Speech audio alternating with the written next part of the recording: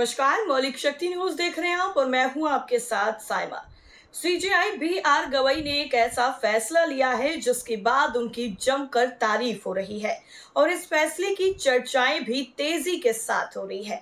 तो क्या कुछ है पूरी कहानी और क्या कुछ फैसला लिया है सीजेआई बी.आर. गवई ने, चलिए विस्तार से बताते हैं। दरअसल भारत में तमाम जज रिटायर होने के बाद महत्वपूर्ण सरकारी पदों पर नियुक्त होते रहे हैं। कुछ जजों ने विवादित फैसले दिए और रिटायर होने के बाद उन्हें महत्वपूर्ण सरकारी पद दे दिए गए। लेकिन भारत के मौजूदा चीफ जस्टिस बी.आर. गवई ने कहा है कि रिटायर होने के बाद वो कोई भी सरकारी पद नहीं लेंगे। हालांकि और भी जजों ने ऐसी घोषणाएं की और पद नहीं लिए, लेकिन सीजेआई गवई की घोषणा इसलिए महत्वपूर्ण है क्योंकि वो मौजूदा समय में सबसे बड़े पद पर हैं और ऐसी घोषणा कर रहे हैं। सीजेआई गवई ने कहा है कि रिटायरमेंट के तुरंत बाद जजों द्वारा सरकारी पद स्वीकार करना या चुनाव लड़ना न्यायपालिका की स्वतंत्रता और निष्पक्षता पर गंभीर सवाल उठाता है। ये बयान उन्होंने यूनाइटेड किंगडम के सुप्रीम कोर्ट में एक गोल मेज चर्चा के दौरान दिया। इस दौरान उन्होंने न्यायिक वैधता और जनता का विश्वास बनाए रखने पर अपने विचार भी साझा किए।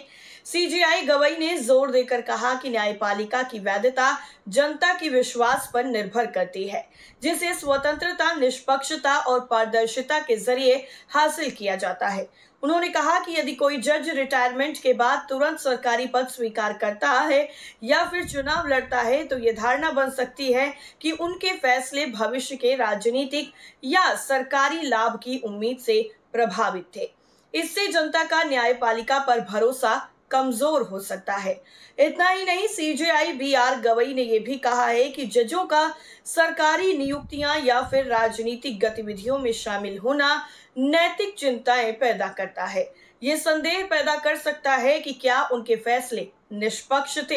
इतना ही नहीं, सीजेआई बी.आर. गवई ने यह भी बताया कि वो खुद और उनके कई सहयोगी जजों ने रिटायरमेंट के बाद किसी भी सरकारी पद को स्वीकार न करने की शपथ ली है ताकि न्यायपालिका की विश्वसनीयता और स्वतंत्रता बनी रहे। दरअसल आपको बता दें कि जस्टिस मदन वी लोकुर ने भी रिटायरमेंट के बाद कोई पद न लेने की घोषणा की थी। सीजेआई ने भारत की कॉलेजियम व्यवस्था का भी जिक्र किया जिसके तहत जजों की नियुक्तियां होती हैं। इतना ही नहीं, उन्होंने खुद ये स्वीकार भी किया है कि इस व्यवस्था की आलोचनाएं होती हैं, लेकिन इसके किसी भी समाधान से न्यायपालिका की स्वतंत्रता को कमजोर नहीं करना चाहिए। इतना ही नहीं, आगे सीजेआई ने कहा कि जजों को बाहरी नियंत्रण से मुक्त रहना चाहिए। इसके अलावा उन्होंने न्यायिक समीक्षा की स्वतंत्र शक्ति को जनता के विश्वास को बनाए रखने में महत्वपूर्ण बताया। इतना ही नहीं, सीजेआई बी.आर. गवई ने यह भी जोर दिया कि न्यायिक फैसलों के साथ स्पष्ट और ठोस तर्क होना जरूरी है।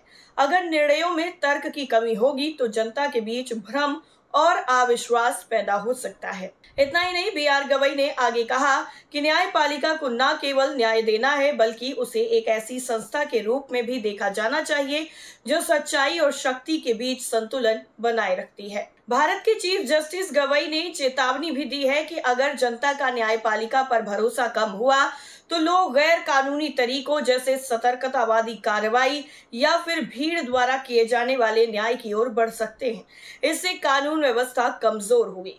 इतना ही नहीं, बी.आर. गवई ने आगे कहा है कि डिजिटल युग में जहां सूचनाएं तेजी से फैलती हैं, न्यायपालिका को पारदर्शी, समझने और योग्य जवाबदेह होने की चुनौती का सामना करना होगा। भारत में जजों के लिए कूलिंग ऑफ पीरियड की मांग की जाती रही है ताकि रिटायर्ड जज तुरंत किसी सरकारी पद को स्वीकार न करें। न्यायपालिका की आजादी और कार्यकाल के अंतिम सालों में निष्पक्षता को प्रभावित करने वाले कारणों पर भी चिंता व्यक्त की जाती रही है। न्यायपालिका खुद इस व्यवस्था को लागू कर सकती है, लेकिन उसने ऐसा नहीं किया। ये सूची तो बहुत बड़ी है, लेकिन यहाँ पर सिर्फ उनकी चर्चा की जा रही है जिनके साथ विवाद जुड़े रहे हैं। आपको बता दें कि इस मामले में पूर्व CJI Ranjan Gogoi, justice Arun Mishra, justice Adarsh Kumar Goyal के नाम शामिल हैं, लेकिन गवई की तरह घोषणा करने वाले जस्टिस मदन वी लोकुर का नाम भी बहुत आदर के साथ लिया जाता है, जिन्होंने आज तक कोई सरकारी पद नहीं लिया और रिटायरमेंट का जीवन बिता रहे हैं। इसीलिए वो तमाम मुद्दों पर मुखर राय भी देते हैं। रंजन गोगोई भारत के 46वें मुख्य न्यायाधीश थे और नवंबर 2019 में रिटायर हुए थे। अयोध्या पर अंतिम फैसला देने वाली उस 5 सदस्यीय बेंच के अध्यक्ष थे। सुप्रीम कोर्ट के फैसले में राम मंदिर के पक्ष में निर्णय आया और विवादित भूमि राम जन्मभूमि न्यास को दे दी गई। हालांकि सुप्रीम कोर्ट ने टिप्पणी ये भी की थी कि मस्जिद को गिराना गलत था, लेकिन उसने जमीन मंदिर के लिए सरकार को सौंप दी। केंद्र में बीजेपी की सरकार थी और अभी भी है। रिटायरमेंट के कुछ महीनों के बाद ही मार्च 2020 में राष्ट्रपति ने गोगोई को राज्यसभा के लिए नामित कर दिया। बीजेपी ने उनके लिए रास्ता बनाया था। हालांकि गोगोई को निर्विरोध चुना गया था। जस्टिस अरुण मिश्रा राष्ट्रीय मानवाधिकार आयोग यानी NHRC के चेयरपर्सन है। जब वो रिटायर हुए तो वो सुप्रीम कोर्ट के वरिष्ठ जज थे। अडानी ग्रुप को लेकर दिए गए कई फैसलों की वजह से वो चर्चा में रहे हैं। बाद में NHRC प्रमुख बनाए गए।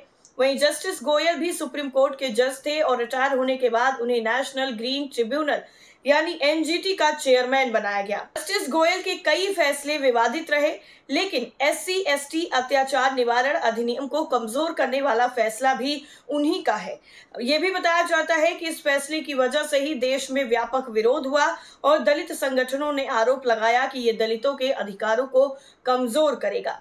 इसके अलावा उन्होंने बहु विवाह, 3 तलाक और IPC की धारा 498A के दुरुपयोग जैसे मुद्दों पर भी चर्चित फैसले दिए। इसके अलावा justice Ranganath Mishra, justice P Sathasivam, justice KG Balakrishnan, justice AK Sikri, justice RF Nariman ने भी सरकारी पद स्वीकार किए हैं, लेकिन इन पर कोई बड़ा या फिर उल्लेखनीय विवाद नहीं रहा है।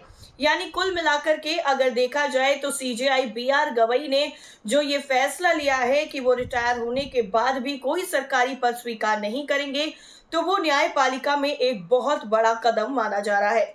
अब आगे देखना ये होगा कि इस पूरे मामले में क्या कुछ चीजें होती हैं। बाकी जो लोग हैं वो तारीफ में क्या कुछ कहते हैं CJI गवई की, लेकिन जब से ये फैसला हुआ है उसके बाद से ही लगातार सोशल मीडिया से लेकर राजनीति में भी इसी की चर्चाएं हो रही हैं। आपका क्या मानना है इस पूरी रिपोर्ट को लेकर? कमेंट करके जरूर बताइए। फिलहाल के लिए इतना ही। नमस्कार।